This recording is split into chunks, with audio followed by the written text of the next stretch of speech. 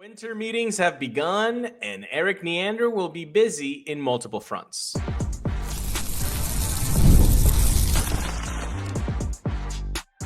You are Locked On Rays, your daily Tampa Bay Rays podcast. Part of the Locked On Podcast Network, your team every day. Welcome into the Locked On Rays podcast. Locked On Rays is part of the Locked On Podcast Network, now the #1 sports podcast network, your team every day. And we are Kevin and Ulises. And we are lifelong Rays fans who have been podcasting about the Tampa Bay Rays since 2019. Later on today's show, could St. Petersburg be the future spring training home of the Rays? In a few minutes, winter meeting should give us a deeper look at the team's construction. But to start, the Rays still have work to do even after the Cedric Mullins signing. And we're going to talk about all of that thanks to FanDuel. If you want to be right in the middle of the action this season, visit FanDuel.com and place your NFL live bets all season long. Even with signing Cedric Mullins, the Rays still have loads of work to do. We know they have had 2 seasons in a row with negative records. They just won 77 games last year.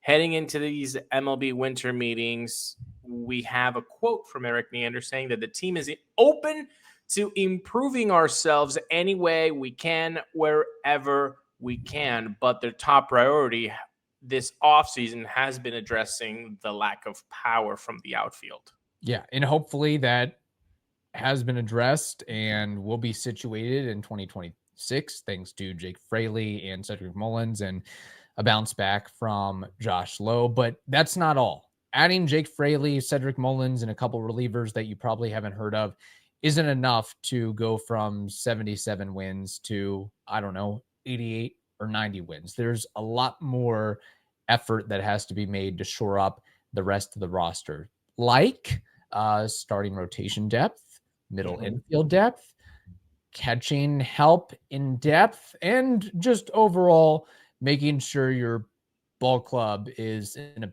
position to compete in the AL East, which by the day, by the hour, seems to be improving. We see what the Orioles are doing. We see what the Red Sox are doing. We see what the Blue Jays are doing.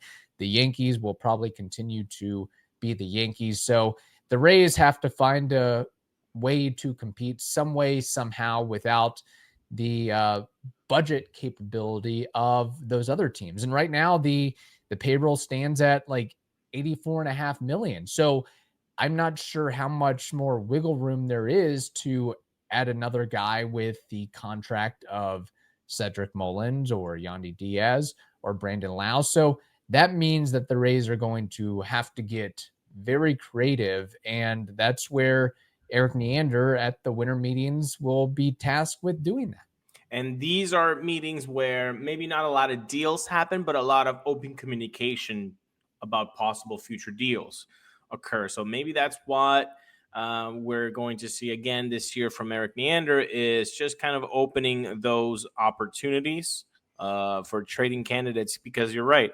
When you look at the current payroll for the Rays in the 2026 season, it's hovering around $84 million according to Fangraphs, which means very little wiggle room already.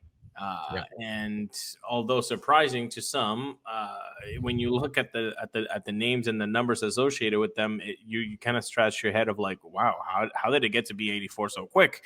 That is so insane to me. I mean, I guess when you have a roster of 26 guys and a 40-man roster of 40, even a minimum or a league minimum salary, it ultimately adds up. So many are league minimum. Imagine if Junior Caminero wasn't just like a 2-year guy. It would be insane. So these are the options, the opportunities for him to, kind of see where other teams are at, what they find interesting for the Rays, free agency. And when you look at the trades that are happening, there was one that really kind of caught my eye.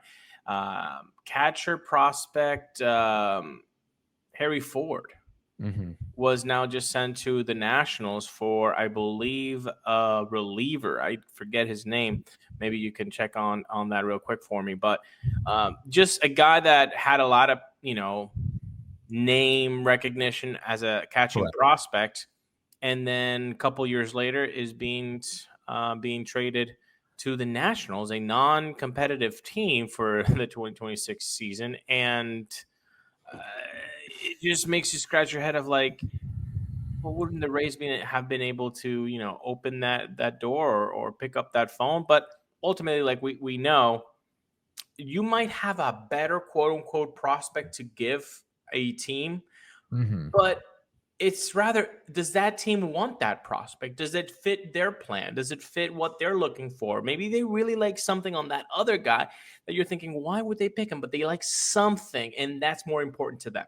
Yeah. By the way, the Nationals traded reliever Jose Ferrer, who I've never heard of, to the Mariners for top catching prospect Harry Ford, who I think Harry Ford is a top 50 prospect in all of baseball, or was at one point. And that's right as the winter meetings are kicking off. So like you said, this is the time to have those intimate conversations with fellow front office types and general managers and coaches, and to get, while it could be a toss-up on whether there is a major move made by the Rays during the course of the winter meetings, it's at least building the groundwork of what might be announced in January or February or March. Right. So basically between now and the next 15 plus weeks until the March 26th opener in St. Louis, the Rays have a lot of work to do. Now, what I will be curious in is figuring out what is their next item that they're going to address between starting rotation depth,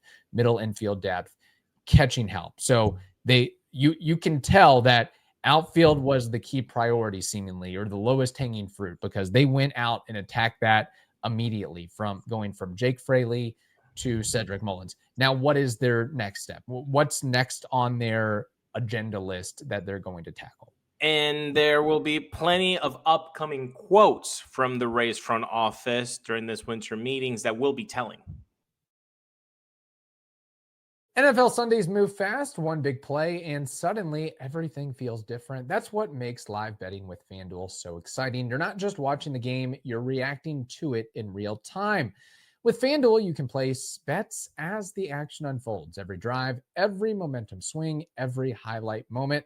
Live betting is best when the game starts to shift. A receiver gets hot, a defense tightens up, or the momentum flips after a turnover. And FanDuel lets you jump into the moment with live spreads and money lines adjusting instantly, player props updating as guys heat up, and then you can bet next touchdown scores, drive results, totals, and more. Ultimately, it keeps you locked into every snap, every drive, and frankly, every possibility. So if you want to be right in the middle of the action this season, visit FanDuel.com and place your NFL live bets all season long. FanDuel, the game moves fast, and so can you. Thank you for making Locked On Rays your first listen of the day, and thank you for making Locked On the #1 sports podcast network in all the land. And if you never miss a show and you're already one of us, now you can make it official for as little as $5 a month. Join the Everydayer Club today, a community for our most loyal Rays fans. Check out the link in the show notes or head to lockedonrays.supercast.com for more information.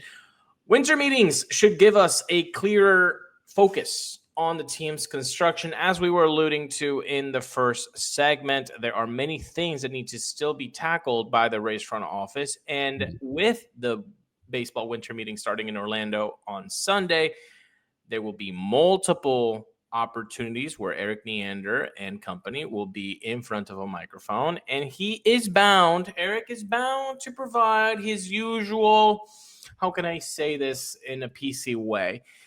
He'll be providing his verbal spaghetti. Okay? Word salad.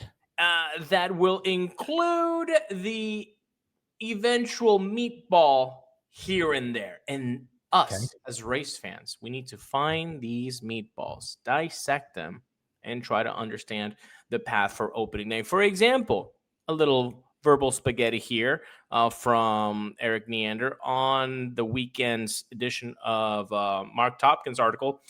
Erik Neander says, with it being early December with 3.5 to 4 months to open day, you're really just kind of trying to search for potential improvement. And then as you march closer to opening day, making it as functional as possible becomes more the priority. That did not look like a GM. He just has like a different brain for baseball, Erik Neander. But what does that mean? Well, you have to dissect it. And that means that early in the process, they're just looking broadly. They're trying to experiment. And then as they get closer to opening day, they're just trying to make sure that everything is going to work smoothly as possible and that they're ready to go. So early November, you do go for Ryan Vilade. Yeah. Try to experiment. Let's see if Ryan Vilade ends up being an Alex Jackson or not and is actually successful. I think then closer to opening day, making it functional, like he mentions, that's more of the, we only have one catcher. Let's get Ben Rortvedt. So we have a catching duo for the opening day 2024. Like that's the kind of thing that I think he's talking about. So I think right now we should be looking at broad experimental things, and then as they get closer, just things that should work. So really what you're saying is there might not be the major headline moves over the next couple weeks. It might be smaller pieces of the pie. Ryan Vilade types. Yes, but Cedric Mullins does not fit that bucket, does it? No. So I think it's, again, verbal spaghetti from Erik Neander, where he's saying a lot, but not really saying much. The Cedric Mullins does not fit into being an experiment. I mean, I guess in the grand scheme of things, it could go awful and the $7 million go down the wayside. And it was a horrible experiment. Right. It could. But that's not your aim. Your aim is for that guy to be your starting center fielder. Like he is a functional piece in your lineup. So it's just going to be tough to dissect all of the things that Erik Neander says, but ever so often he will point to something that they're doing that we can dissect. Yeah. And clearly as you get closer to opening day and you've gone through spring training, you can pretty much figure out for the most part whether, hey, is Ryan Vilade going to be a meaningful part of this roster? Does Cedric Mullins still have it? Are guys healthy going into the regular season? Where you can kind of put all the pieces on the board and see how they'll fit and how many wins it'll equal and what their projections are. But once you actually get into action, workouts, games, and you get closer to opening day, you really have to hunker down and say, these are the guys that we're going to have to roll with. There's really no more experimenting that can be done. I don't see, many major trades that are done in late March or early April. And there's executive hires that need to be done. There's, coaches' decisions that need to be done. It's a lot more things than just like, hey, let's fix the bullpen. Like there's a lot of other things that need to happen. And as we said before, with the payroll already being at $84 million, which is kind of where Topkin has said that this is where they're trying to be, bro, some pieces need to be moved or some trades need to happen. And that's why winter meetings, the things that he says, you got to dissect. Out of the 100 words, 7 words are really the key here. And that's what our focus should be during these winter meetings. When you listen to Erik Neander speak for 4 minutes at MLB Network, know that those 4 minutes that he spoke, only 12 seconds are going to really give you the focus of what he's actually saying. Yes, so that'll be something to watch out for going forward with Erik Neander and his word salad or verbal spaghetti or however you want to label it. I just want to hear at the end of the day some moves to improve the catching position, some moves to improve shortstop, some moves to improve starting pitching depth, whether that is through free agency or trade or a combination thereof. But like you mentioned, with the payroll being what it is right now, they might have to take a gamble on a guy that is maybe not getting as much opportunity with their existing organization, that the Rays can pinpoint and say, hey, he can be a player for us. And we see something in him that maybe the other organization doesn't see in, or for whatever reason, the relationship soured and the guy isn't getting a prime opportunity. Like you look at Randy Rosarena back in the day with the St. Louis Cardinals. I mean, if we can strike gold with something like that at shortstop or starting pitcher or catcher, that would be amazing. And like you mentioned with Harry Ford and Jose Ferrer, I mean, it's just like, man, we could have given a Jose Ferrer type reliever to acquire Harry Ford. Why were we left out of that? Like, And it's and easy we've to dealt with say the that. Mariners many times. And it's easy to say that, right? As race fans, you're like, what are we doing? Why are we not picking up the phone? And the thing is, it's the Mariners could have been like, no, we want Jose Ferrer. Yeah, We that's know all that we we can really utilize Jose Ferrer in a way that nobody else can give us a guy like that. Yes. Moving on and changing gears, tearing it down would be a mistake, but converting Al Lang presents multiple opportunities. The World Cup is coming back to North America for the first time since 1994. Yeah, you guessed it. Kevin and I were just 3 years old. And with 48 teams for the first time ever, it's going to be massive. But let's be honest, people, getting tickets is going to be the hardest part. So you got to avoid that. And you can avoid that by using Game Time. With Game Time, you can track price drops in real time, get alerts when great seats open, and buy tickets the moment they hit the app. It puts the power back in your hands and makes going to the World Cup realistic instead of impossible. So why don't you take out the guesswork from buying World Cup tickets for every match, every concert, or event with Game Time? Download the Game Time app, create an account, and use code LOCKEDONMLB for $20 off your first purchase. Terms apply. Again, download the app, make an account, and use code LOCKEDONMLB for $20 off. Swipe, tap, ticket, go Game Time. Thank you for listening to the Locked On Rays podcast and making us your first listen every day. We appreciate it. We are, of course, part of the Locked On Podcast Network, the #1 sports podcast network.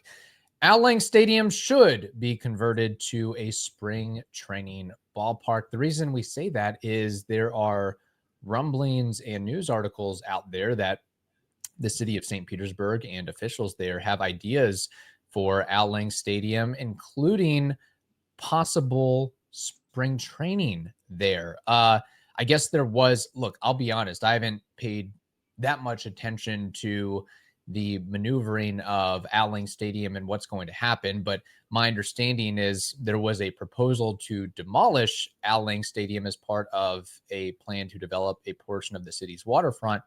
Now, St. Petersburg is switching course, and maybe instead of demolishing it, making the stadium even bigger. And of course, we know the Rowdies play at Al Lang Stadium, and that's great, and hope that continues and all that.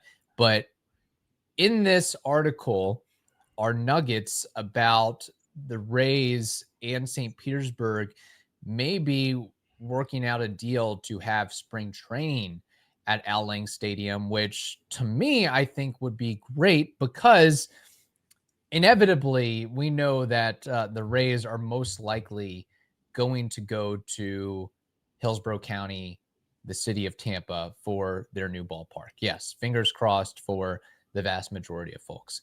I think relocating spring training operations from Port Charlotte to St. Petersburg still maintains some of the identity and fabric of the Rays franchise in St. Petersburg. While you don't have a major league team, you still have spring training, which is beneficial and helpful economically. And while it's not a total win for St. Petersburg, you still maintain a tie to the Rays and to baseball there. So I think it could work out. I hope it works out.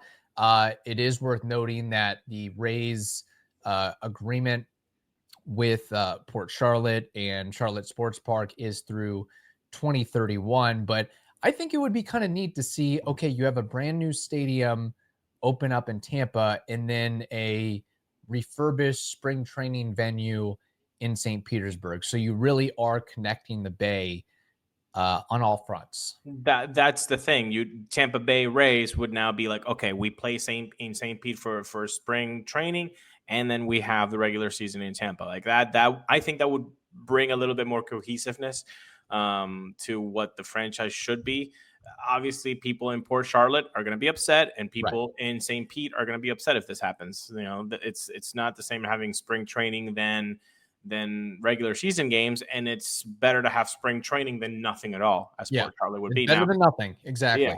So Port Charlotte would be getting the short end of the stick here, but I think it just would make sense. And also, let's not forget that All Lang is a historic site. So also the fact of tearing it down just seems a little bit counterintuitive if you care about history and if you want to. And Florida doesn't have that much history to hold on to. Usually the U.S. is just a young country itself, Right. But Florida, it gets tough to go and point out things that are like, oh, this is, older than 1990. It's like you go to New Tampa and it's all 1999 and above. So it should be, I think, a priority to keep these historical sites in place.